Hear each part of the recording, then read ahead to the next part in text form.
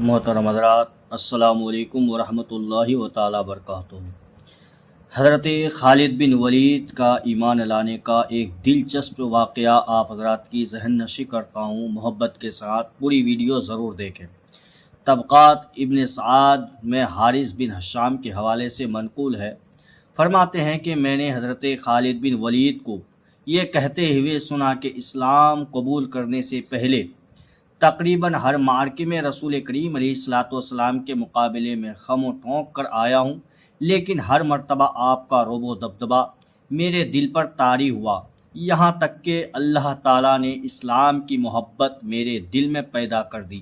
ایک دفعہ جب رسول کریم علیہ الصلاۃ والسلام اپنے اصحاب کو میدان جنگ میں ظہر کی نماز پڑھا رہے تھے، میں نے دل میں سوچا کہ یہ مناسب وقت ہے، مناسب موقع ہے۔ اگر اس وقت حملہ کر دیا جائے تو مسلمانوں کو ناقابل تلافی نقصان پہنچایا جا سکتا ہے، لیکن حوصلہ نہیں پڑ رہا تھا۔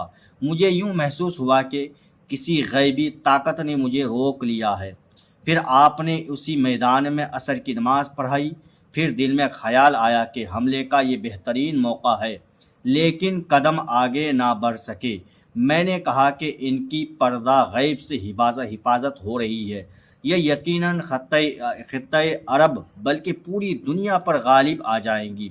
جب قریش سے مصالحت کرنے کے بعد آپ اپنے صحابہ رضوان اللہ تعالیٰ علیہم اجمعین کے ہمراہ واپس مدینہ پلٹ گئے تو میں نے سوچا اب کیا ہوگا۔ یہ خیالات میرے دل میں آنے لگے کہ میں حبشہ چلا جاؤں۔ وہاں کا حکمران نجاشی تو پہلے ہی محمد صلی اللہ علیہ وسلم کا دامن گیر ہو چکا ہے اور آپ کے ساتھی وہاں امن کی زندگی بسر کر رہے ہیں۔ اس کے بعد انہوں نے اور اپنا آبائی دین چھوڑ کر نصرانیت یا یہودیت اختیار کر لوں، یا خطہ عرب کو خیر بات کہتے ہوئے کسی عجمی ملک کی راہ لوں، یا اپنے گھر میں ہاتھ پہ ہاتھ رکھ کر بیٹھ جاؤں۔ غرض کے خیالات کا ایک سل رواں تھا کہ تھما ہی نہ تھا۔ انہی خیالات میں گم تھا کہ میرے بھائی کا تحریری پیغام مجھے ملا، جو حلقہ بگوش اسلام ہو چکا تھا۔ میرے بھائی نے بڑے ہی پیار بھرے انداز میں مجھے لکھا، بھائی جان، میرے آقائے دو جہاں سرور دو عالم صلی اللہ تعالیٰ علیہ وسلم نے ایک روز مجھ سے پوچھا خالد کہاں ہے؟ میں نے عرض کیا یا رسول اللہ علیہ الصلاۃ والسلام، اللہ ایک دن ضرور میرے بھائی کو آپ کے قدموں میں لے آئے گا۔ یہ ہو نہیں سکتا کہ میرا ذہین و فہیم لائق بھائی اسلام جیسی نعمت سے محروم ہو جائے۔ اس پیغام سے میرے دل میں اسلام قبول کرنے کی رغبت ہوئی، اور اس سے مجھے دلی مسرت ہوئی کہ رسول اقدس صلی اللہ علیہ وسلم نے مجھے یاد کیا۔ میرے تو بخت جاگ اٹھے۔ اسی دوران ایک رات گہری نیند سویا ہوا تھا کہ مجھے ایک خواب آیا۔ کیا دیکھتا ہوں کہ میں نے ایک تنگ و تاریک اور بے آب و گیا جگہ سے سر و سبز شاداب اور کھلے میدان کی طرف جا رہا ہوں۔ آنکھ کھلی تو میرے دل میں ایک خوشگوار احساس پیدا ہوا اور مدینے جانے کا پختہ ارادہ کر لیا۔ میرے دل میں یہ تمنا انگڑائیاں لینے لگی کہ کاش سوئے مدینہ جانے والا کوئی راہی مل جائے جس کا میں رفیق سفر بن سکوں۔ میں نے عثمان بن طلحہ سے اپنی دلی ارادے کا اظہار کیا تو وہ بخوش میرے ساتھ روانگی کے لیے تیار ہو گیا۔ ہم دونوں دیدار نبی کریم علیہ الصلاۃ والسلام کا خیال نما خانہ دل میں سمائے ہوئے مدینہ روانہ ہو گئے۔ دوران سفر کیا دیکھتے ہیں کہ ایک طرف عمر بن عاص کشا چلے آ رہے ہیں۔ میں نے اسے خوش آمدید کہا۔ اس نے پوچھا کہاں جا رہے ہو؟ میں نے کہا اسلام قبول کرنے مدینے جا رہے ہیں۔ میں نے پوچھا آپ کہاں جا رہے ہیں؟ انہوں نے کہا یہی لگن مجھے بھی مدینہ کھینچے لیے جا رہی ہے۔ ہم تینوں ساتھی شاداں و خرامہ سوئے منزل چلے ہوئے یکم صفر 8 ہجری کو مدینہ طیبہ بارگاہ رسالت میں حاضر ہوئے۔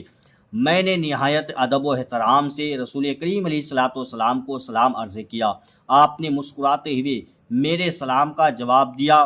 میں نے کلمہ طیبہ پڑھ کر دائرہ اسلام میں داخل ہونے کا اعلان کر دیا تو رسول کریم علیہ الصلاۃ والسلام نے محبت بھرے انداز میں ارشاد فرمایا خالد تمہاری عقل و دانش اور فہم و فراست کی بنا پر مجھے بہت امید تھی کہ تم ایک نہ ایک دن ضرور اسلام قبول کر لوگے۔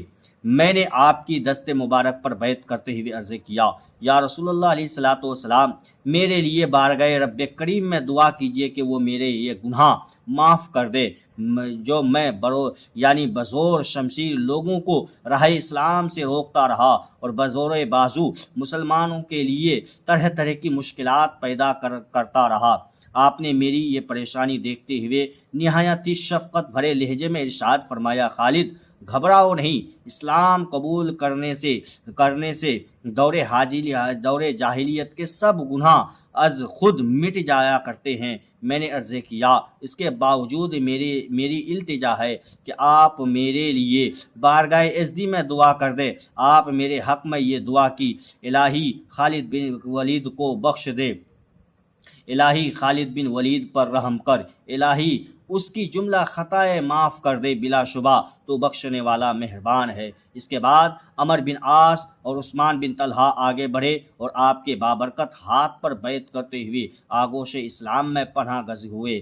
حضرت خالد بن ولید فرماتے ہیں کہ میں نے حضرت ابو بکر صدیق رضی اللہ تعالیٰ عنہ کو خواب سنایا تو انہوں نے تعبیر بیان کرتے ہوئے ارشاد فرمایا، تنگ و تاریک جگہ سے مراد کفر و شرک کی زندگی ہے، سر و سبز شاداب میدان سے مراد اسلام ہے۔ اللہ تعالیٰ آپ کو کفر و شرک کے گھٹا ٹوپ اندھیرے سے اسلام کی وسیع و عریض روشن چمکتے چمکیلے میدان کی طرف نکال لایا ہے۔ اسلام قبول کرنا آپ کو مبارک ہو۔